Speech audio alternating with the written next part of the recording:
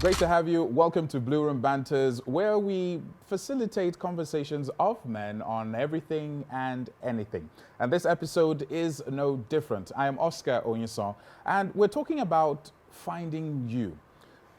Now, it sounds ambiguous, yes, but today we want to zone in on something in particular. You hear that life is 90% what happens, 10% how you react. Now, we men react differently to heartbreaks, disappointments, grief. Some talk about it, some cry, some just bottle up, and some, over a couple of drinks, they feel better.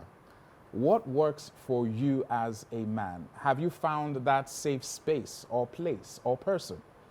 I have three guys who will be joining me to basically shed a bit more light on this, and I am very sure you'll be excited to hear everything they have to say.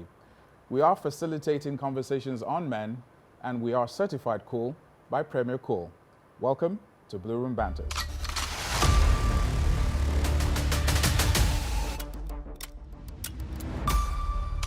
Great to have you back. The conversation has begun.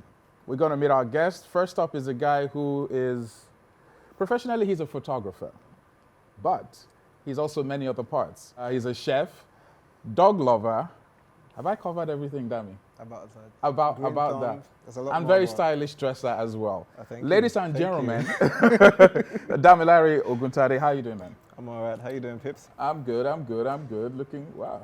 Thank you. My next guest is a phenomenal character. He's a media personality, but most importantly, a cancer survivor. Now, What? when you say that, there is this stigma, but he's taking that pain, his 10%, so to speak, and he's poured it into a podcast, which, if I'm correct, it's already running. One day at a time. One day at a time. Uche Agbayi, aka Sensei Uche, Sensei Styling. Yep, I'm here. A lot man. of bling, though. Great to be here. you know that it is part of my, What it my is. attire. To Part of always finding. Yeah, I have some bling. Yeah, I always have to have my rings. It's allowed. Yes, cool to be here. And of course, last but not least, is an architect, a Niger architect. How you doing? That's actually the handle on Instagram. You're a Niger architect. You can check him out. Great stuff.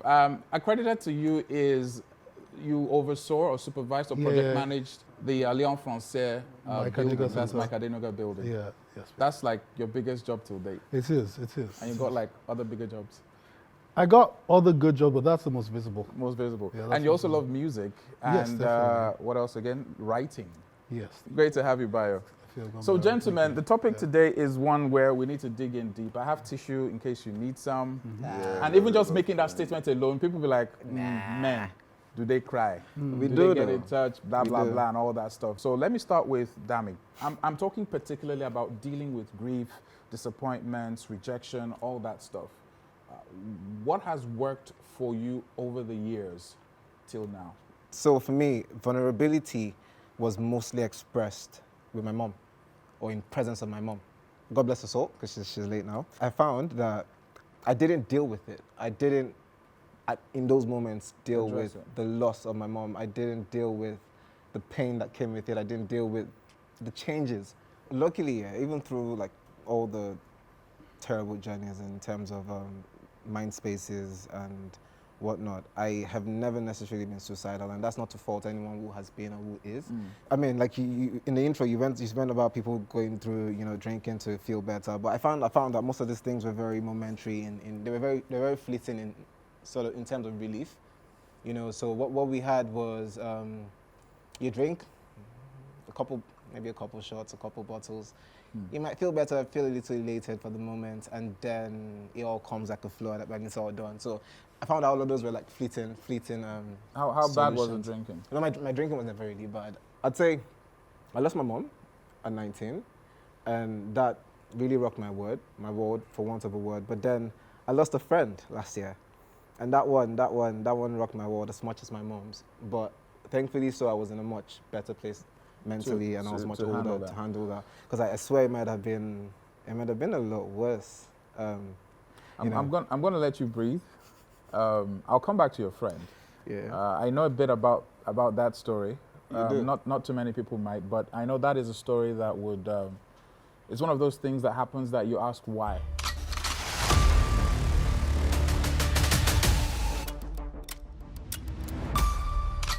Sensei Uche, brother, friend, I've known you a while, and for those in radio or media in Nigeria, you are the talk of town, you are the life of the party.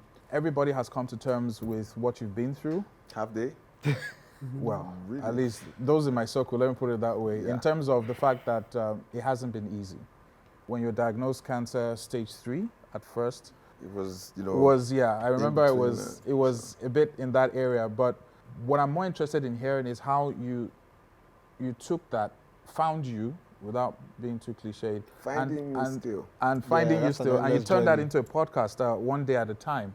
What was that moment where you stopped wanting to be a victim, so to speak, of cancer and everything around it, and taking charge? Because that is not easy. Yeah, I spoke to a therapist friend, not officially a session, I but had we were chatting over, and I think I still probably might need to do some more therapy, as the years go by. But I spoke to her, and it was this year actually, and Wow. she told me that, guy, you really have to own it up. Own this. It has happened. It's part of you. Your life has changed. Everything about you is different. So if you don't really take it, hold on to it and say, okay, you know what, I'm moving with this, then it's always going to be something that you look back on and feel a lot of pain, a lot of anger actually, at some point, because I was like, why me? You mentioned that, why? Because I was doing everything I could to live healthy, everything I could to live a very, very... To live right. Yeah, just be right. Exercise, joggers, I need to smoke like my friend, all this kind of thing. And it happened. And that was one of that period. I think I cried a lot that period. After that, actually, I've been crying a lot, but in my closet. Before that time, I never used to cry too much. Like, never. What was I crying for? But now I cry because I went through something that I never thought in my head, in my lifetime, that I would experience. And it was painful because there was nobody I could understand. Even when I came back, people look at you and they don't think that you're capable of doing things that you were, doing before easily. They feel sorry for you. They don't want to stress. They don't want to. I appreciate that. So believe me, it comes from a place of love, it comes from a place of care. But I still don't want to be seen. And he even said it. He said it before we, how should I introduce you? I get that a lot. People are like, okay, when I'm at an event, should we introduce you as a cancer survivor? I still don't even like being introduced as a cancer survivor. Because you don't want people to look at you that way. Yes, as in, it's amazing. As I'm saying it down, I'm like, really? So what I want Uche to understand on this side of the divide is, for everyone that you say that to, that is watching, listening your podcast, you are actually a live, living proof. Yeah. Yeah. So do you see it as something inspirational when you say I'm a cancer survivor, or do you see it as a stigma? First off, I'm going to say this. As a cancer survivor, knowing that you could have been off anytime, even during treatments, you could have passed on, makes me feel like there's nothing I did to get myself to come to the other side. I am just trying to live my everyday normal life. As in, this is who I am. This is how I am. So I'm trying to live it out every single day. So that's how I went through it, actually. One day at a time, I was like, okay, if I die, I die. If I don't die, I don't die. But let me just do all I can positively, mentally, to keep myself in a space. But of course, I had dark times. Bayo, you as a guy, if any of these things happen to you, we're still going to come back to yours, but he lost his mom and a best friend, cancer. Sitting down here right now, do you have any clue as to how you would want to attempt to come back from that? Like, what do you think comes to your mind first? So I didn't have a good relationship with my mom. Like, I never really had that, because that relationship, it was fractured from a very young age. A few things happened, and I don't know how people feel, but the one single person that was supposed to show you love, show you acceptance, show you, your value as a guy, I never really had that. And I was the first son. I had a younger brother who she kind of like used to call my special son. So that itself was rejection from an early age. It's kind of weird. I did my master's in London. I got to London with £200 in my pocket. The day I landed in London, the next day, I started working in McDonald's. This as a bachelor's degree holder in architecture. I started working the next day because I only had £200. Meanwhile, my younger brother had full school fees paid, pocket money being paid. It was a lot to deal with, but I think that was just half of the parts. Now, I met my wife in London. Long story short, I won't go into many details. The marriage crashed. Now, when my marriage crashed, I had a business. My business crashed. My kids were taken away from me. I just had to trust God and say, you know what, one day all this will be sorted out, and I don't want to put my kids through that trauma. And then my son was 1 year old. I never saw my son walk. I saw my son after almost 8 months when they left me. And when my son saw me, he screamed because he didn't know who I was. Now, I know you've never been suicidal, but when you hit rock bottom, especially when you've loved somebody and you love the person hard, it hits very, very different. I can imagine. It hits very, very different. I remember one day I was going on Echo Bridge and I was going to the island. I was in traffic and I was going to park the car and I was just going to jump into the water.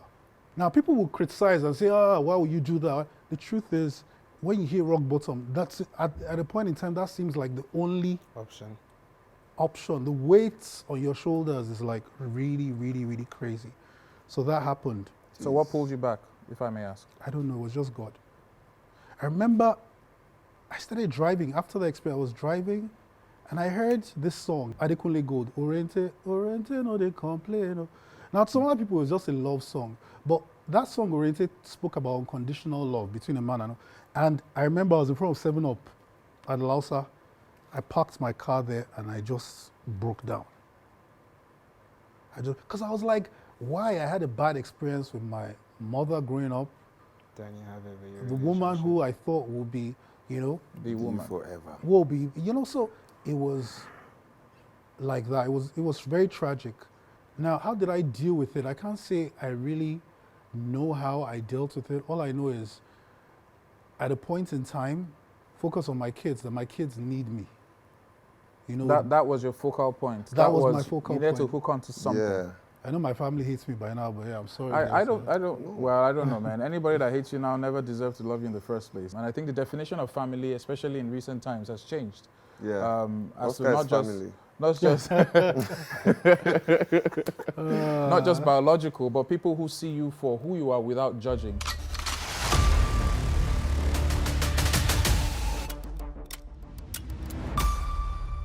And I wanted to take a cue from something you said initially. You talked about focusing on one thing. Uche, what was that one thing? For you, it was your kids. Yeah. What was it for you, Uche? For me, this wasn't where I saw my life end, to be honest. As in, I had to approach having cancer the way I would approach having malaria or a headache. And as weird as this sounds or crazy, that's the way I approach it. Because okay, if I have a typhoid today or a malaria or any other sickness, I will be, if not 99, but 100% sure that I will not die from it. That I will come out at the end of it. If you have a headache, yeah. So I told myself, okay, this is just another sickness. Because, when you planned out your life a certain way, you say, okay, I'm going to do this, I'm going to do that, I'm going to do that, I'm going to do that. And I hadn't done any of those. I'd done it's just... Like 10%. Yeah, and I was like, what the hell? Yeah. So I am falling sick, and I know that I'm going to get well. Even though, and then there are people that die from malaria. There are people that die from typhoid. So the chances that I might die, so I just told myself, guy, it's another sickness. It's one of the worst things that can happen to anybody on the planet. But if you have to go through it now, you have to go through it now because this is not where your life ends. It's remarkable. I mean, if you want to clap, bro. Don't. So I hear of his, when I, before listening to what he said, sometimes I thought my experience was like the worst ever, but sometimes when you hear of Others. Some others, like, Somebody's you know, always having it worse than you, for real, man. Like, and you're always having And that's it another way better. to think For about real. it. You're Yeah, always having yeah, it better yeah, than yeah. someone else. Now, let me come to you, Dami. You talked about your best friend. Or Sammy's friend. a day one. The And I day don't ones. have many. I don't have many day ones because Sam and I have been friends since '06, which was about 3 years before my mom. Weird. I lost my mom in '06. He lost his mom in 2010. So back to Sammy. I think at the beginning of the last week in September last year, and it's like, yo, I'm coming to Niger. And we hadn't seen since COVID. He tells me, listen, I've got a friend getting married. I know it's been time I've been in Lagos. I just want to come around, be there for my friend. But more importantly, spend time with my boy. You know, so he's like, yo, bruv, what are you doing? Are you busy this weekend? If you're not, link me in ABJ. Let's have a mad weekend. That's what it was. We linked up at the airport. We had a mad 3 days. So Friday morning all through Friday, Saturday all through Saturday. The wedding was on Saturday. Sunday, we fly back to Lagos. I booked the tickets. He's right beside me. Sammy was many things. Amongst them was the fact that he was a pilot. He had just gotten his flying license. Anyway, now, on landing Lagos, the owner of the building that crashed had offered that Sam spend the rest of his days, in a sense, in his house. So he was going to do a week in total. And so Mr. Femi had sent his orderlies to pick Sammy. But it was weird, because the same Sunday, as we were about parting ways, I had this sick to my stomach feeling. It was so present that I could feel it, and it was overwhelming. But what it meant, I could not Pinpoint. detail. So in my head, I had to approach it from, why are you acting like a jealous girlfriend? Because I had to rationalize. It was over the top, overwhelming. Yeah, I get. And so I couldn't shake it off. And because I couldn't shake it off, I had to, ponder on it and question it. Because again, I try to be very present, And so I'm there quizzing the thought, and I'm just telling myself, why are you acting like you're going to see this guy tomorrow? You're going to see this guy tomorrow. And so I tried to shake it off. They drive off. So the plan was, I'd link you in the morning. We'd go to the ATM. We'd go to GTB, sort out our bank wahala, and then get on with the rest of the day. Now, the rest of the day was supposed to be going back to Mr. Femi's, making portraits of him, and then documenting him on the site. Fast forward, heading to him, and I ring him, and it's like Dami, all right, I'll drop you a pin to the location. That we already live in the house because he has some meetings sprung up on him, so everything's just going to happen on the site now. I'm like, okay, cool. I'm driving to the site. I'm already in phase 1. I'm about Ikoyi Bridge. And then Sammy rings me, and he goes, yo, Dami, chill. He says you should just chill. Literally, chill. It's like, Damn. I don't even want you hanging around the site. I'm like, Sammy, Nothing had happened. nothing happened. I'm like, Sammy, I don't get. We're supposed to. He's like, nah, allow it. I will do it another day. And just like that, I didn't question it. I had no reason to question. I just figured, well, he had his reasons. About 12-ish, he picks up and tells me, yo, they're still in the middle of all these meetings, but he'll ring me once you're done. And that's about the last time we spoke. My sister calls me, and she's like, yo, Dami, have you seen the news? Now, this is me. I do not follow media. Like You don't follow media. Yeah, I don't follow media. I don't follow, because it's like all them Insta Ninja blog and whatnot. It's just feeding you Shut with it down. negativity. And I'm very conscious about, the things I ingest. Yeah. So she's like, you need to check, because a building just went down. And like I said, my family knows this man. So she's like, and I reckon it's one of Mr. Femi's buildings. I'm like, I don't get. She's like, just check the news. So I start searching through Instagram, trying to find the right page. I identified the right page, and then I see the building. And I remember he sent me a photo in between all 3 buildings where all the 3 skyscrapers, and it was Were right in in one the center place. of it, so it was like he was at the dead of the pyramid. And I'm like, call Sammy. So I'm calling Sammy. He's not picking. I'm calling Sammy. He's not picking. And I'm like, fuck, why am I calling him? I might as well just get down there. So I start driving and there's traffic. So I park at AM to PM, the filling station opposite, and I just walk down. I get there. I can see what's happening. Now my question is, was Sammy in it? Was Sammy not in it? Then I finally see one of the oddlies that I'd seen at the airport, and I just literally walk up to him like, bro. He looks at me and is trying to, I'm like, just talk to me. What's happening? Where's Sammy? Was he in the building? Was he not in the building? And he goes, Walai, Oga and your brother been there inside. Fast forward to 4 days after, when we finally got Sam's body out. Same day they got Femi's body out. By the 3rd day, I could smell the decay of human flesh. I had to examine everybody that came out in the body bag. So you had The things that that's seeing other dead people. I saw definitely way over 40 dead people, dismembered and all. My life paused all through November. I traveled, we eventually got his body out, flew to London, buried him, you know. In a way, I mean, when I hear your story and I play it back, if life was was something you could play back, it's not too far-fetched to say that he actually saved you. He Yeah. actually did. So no, you see, on that particular note, yeah, I thank God for God, and, you know, and all of His grace and His mercies and His faithfulness. But I was also crossed with Him because it made no sense. If you're going to save me, why don't you save my friend? Yeah. We were supposed to be there together. We maybe could have died together. We could have been saved together.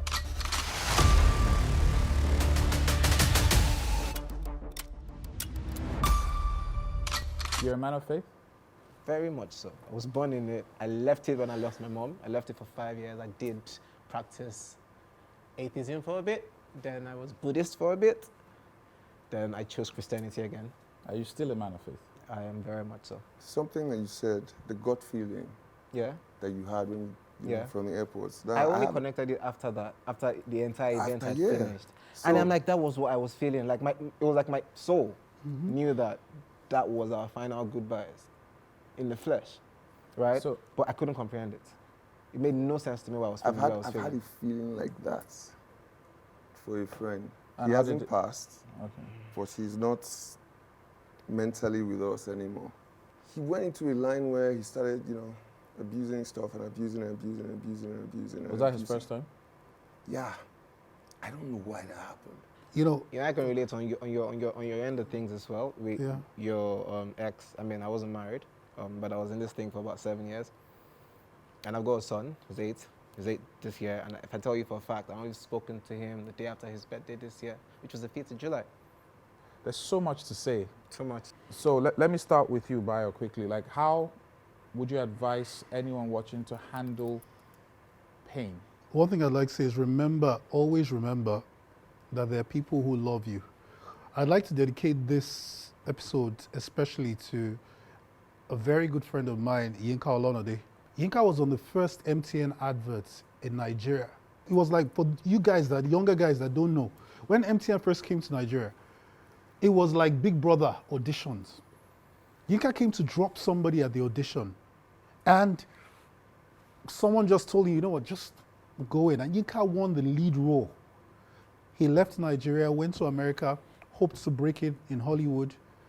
And the next day, we didn't hear from Yinka for a very long time. And all I heard a couple of years later was that my friend jumped off a 12-story building.